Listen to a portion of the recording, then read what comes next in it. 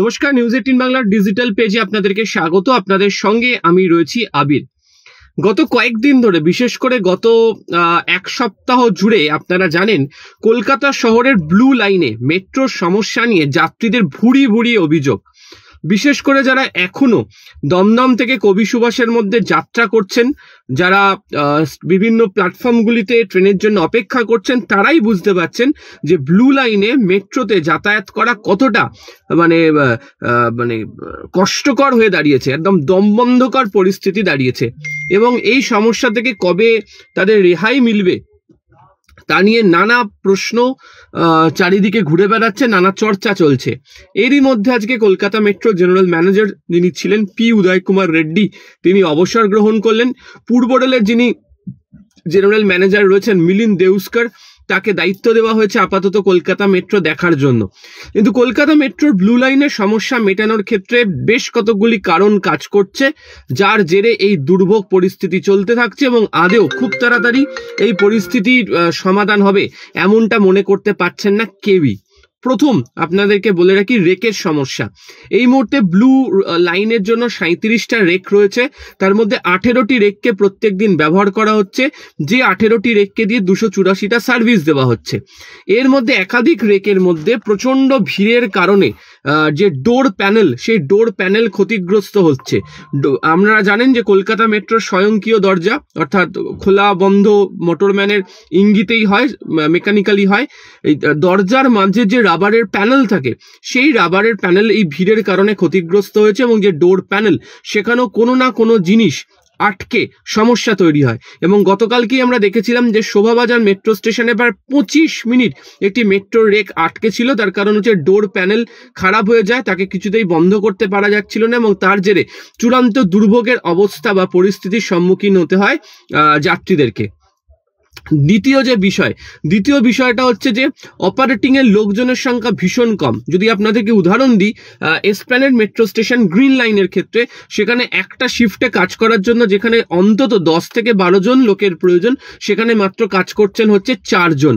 আর তৃতীয়ত সমস্যার যে জায়গা, সেটা হচ্ছে যে শহীদ ক্ষুদিরামের কাছে যে যতক্ষণ না পর্যন্ত রিভার্সেবল পয়েন্ট তৈরি করার কাজ শুরু করতে পারা যাচ্ছে, ততক্ষণ পর্যন্ত দুর্ভোগ চলতে থাকবে। আগামীকাল থেকে রবিবার পর্যন্ত রিভার্সেবল পয়েন্ট তৈরি করার কথা রয়েছে। সেই রিভার্সেবল পয়েন্ট তৈরি হলে তখনই ক্ষুদিরাম থেকে মেট্রো ঘোরানো সম্ভব হবে।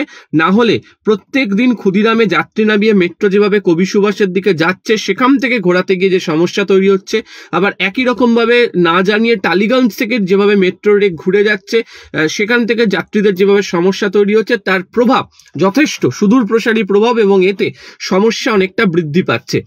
তবে রোববারের মধ্যে ইঞ্জিনিয়ারিং মেথোডোলজির রিভার্সেবল পয়েন্ট তৈরির কাজ শেষ হয়ে গেলেই যে সব মিটে যাবে এমনটা নয়। তার কারণ সিগন্যাল অ্যান্ড টেলিকমিউনিকেশনের কাজ রয়েছে, সেই কাজও করতে হবে।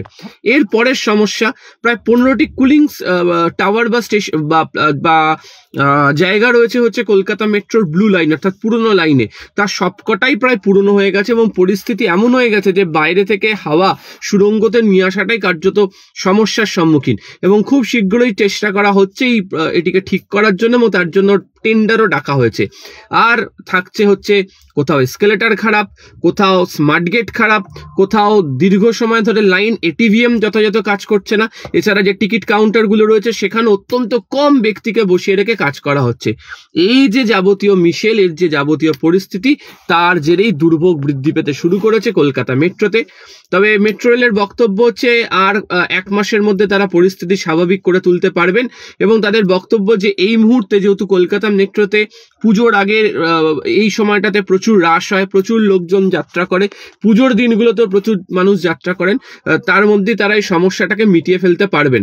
তবে মেট্রো রেলের যারা আধিকারিকরা রয়েছেন বিভিন্ন ডিভিশনের, তারা এখনো পর্যন্ত কোনো আশার আলো দেখাতে পারছেন না যে ব্লু লাইনে, যাকে লাইফ লাইন বলা হতো, সেটা কার্যত এখন ডেথ লাইনের জায়গাতে চলে গিয়েছে। অনেকেই বলছেন এতদিন পর্যন্ত কোমায় ছিল হচ্ছে কলকাতা মেট্রোর ব্লু লাইন, এবার আস্তে আস্তে একেবারে অঙ্গ প্রত্যঙ্গ বিকল হয়ে মৃত্যুর দিকে ঢলে যাচ্ছে।